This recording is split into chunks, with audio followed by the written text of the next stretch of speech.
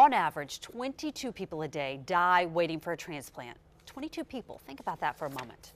For the young woman you're about to meet, that statistic hits very close to home because without a new heart, she knew she likely wouldn't survive. Well, it began just a regular day. I was 7 years old, and my mom needed to walk the dogs. That day, without warning, Anne Marie Ward's childhood changed forever. So she looked back when we were down the street a few blocks, and I just passed out. I was just blue-faced on the street. Her mom watched as her then 7-year-old daughter was taken away in a helicopter. At the hospital, her parents got the news no mom or dad ever wants to hear. They thought I was going to pass away that evening. They said that this child, from what she's endured, will have complications forever. She will never be a normal kid. Annie, as her family calls her, was only in 2nd grade. She was diagnosed with a heart disease that threatened to take her life. Hypertrophic cardiomyopathy is a really big word for enlargement of the heart muscle. So your muscle's supposed to be about the size of your fist. Mine at the time was probably about this thick. And as I grew older and older, my heart muscle thickened more and more. After 3 weeks in the hospital, she got to go home. But life was drastically different. It's hard to explain to a 7-year-old, no, you can't go out and play with your friends because you have this enlarged heart. It was tough because my sister was super active. She was the volleyball star, the basketball star.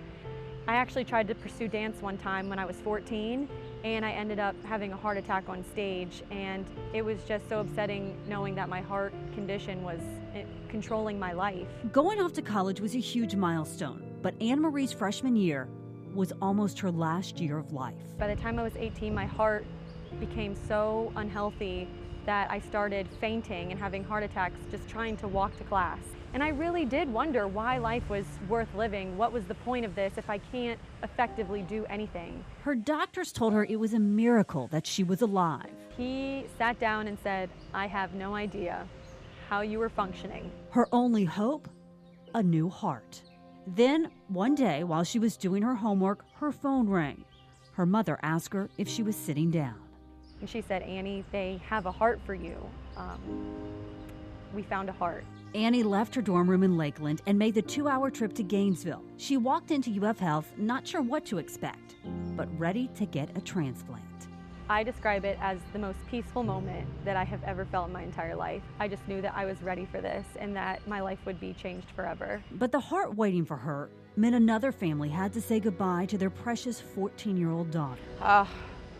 It happened actually on April the 19th. I was at work, was about to end my shift, and I got the call that it was going to change everything. Tracy Perptani's youngest daughter, Raven, had been in a terrible accident. The 4-wheeler she was riding crashed. She was injured so badly she had to be airlifted to UF Health Gainesville. 48 hours later, her daughter was declared brain dead. And they said, Tracy, we can't do any more. And I said, okay. I said, call LifeQuest.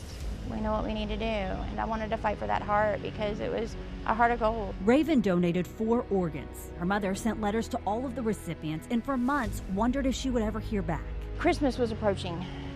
And I said, if I could have one wish, it would be to hear from somebody. You know, and if I had to pick one, I would love for it to be her heart recipient because it's just what the heart symbolizes. The day before Mother's Day, 2013, Tracy's wish came true. She got to meet Anne Marie, in whom part of her daughter now lives. My world changed in a matter of seconds, and theirs was something that they faced every day. And to see her flourish and to be able to tell that story is phenomenal. I think I got a second chance because I think I'm going to make a difference in this life. I think I'm gonna meet people, and I'm really going to change something or someone, whether it's a million lives or just one. I think Raven saved me so I could impact someone else immensely. Yeah, it's a little bit like that, you know? Here, I'll hug her. Yeah, give her a hug. And tomorrow, Anne Marie will be running a 5K. She is doing just great. And her story was featured at the Go Red for Women luncheon today at Florida Blue in Jacksonville. And I had the honor of emceeing this luncheon and sitting with Anne Marie and the woman she calls her heart mom, Raven's mom. They shared their story, gave a lot of hugs, brought a lot of tears to the folks there. And the mission of the Go Red campaign is all about saving lives and shining the spotlight on the important health issues impacting women. We're talking about heart disease and stroke. Heart disease and stroke are responsible for 1 of every 3 deaths among women every year. We got to stop that statistic. That's more than all cancers combined. So what can you do? First, you can know your risk factors, like being inactive, having a poor diet. You can learn a lot more. We have it all posted for you on our website, firstcoastnews.com. Thanks for sharing that story. Gosh.